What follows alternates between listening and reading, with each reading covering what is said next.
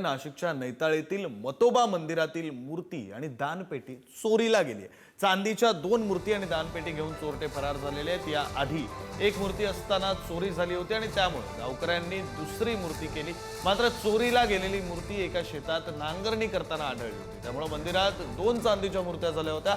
आता दोन्ही मूर्ती चोरीला गेलेल्या आहेत आणि त्यामुळे गाव बंद ठेवण्याचा निर्णय जानेवारी महिन्यामध्ये 15 दिवस निर्णय घेण्यात आला। जानेवारी महिन्यामध्ये 15 दिवस मतोबा महाराजांची यात्रा असते आणि यात्रेपूर्वीच मूर्ती चोरीला गेल्याने खळबळ माजली।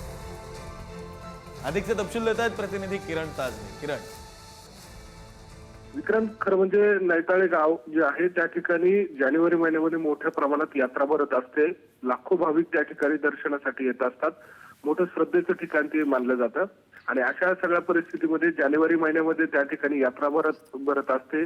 काही दिवसांवर ही यात्रा येऊन ठेपलेली आहे आणि अशातच मंदिरातल्या 2 मूर्त्या चोरीला गेलेल्या आहेत।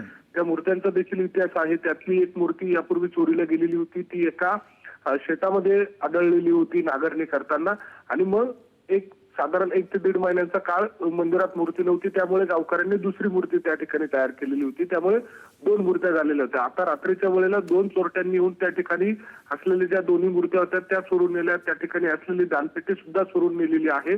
आता गावकऱ्यांमध्ये संतापाची लाट या निमित्तानं निर्माण झालेली आहे।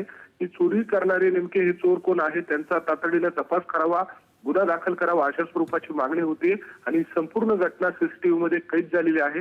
आता त्या सगळ्या अनुषंगाने गावकऱ्यांनी गाव बंद ठेवण्याचा निर्णय घेतलेला आहे। संतप्त प्रतिक्रिया गावकऱ्यांमध्ये उमटतात, त्यामुळे आता पोलीस नेमकी काय कारवाई करतात हे बघणं महत्त्वाचं असेल।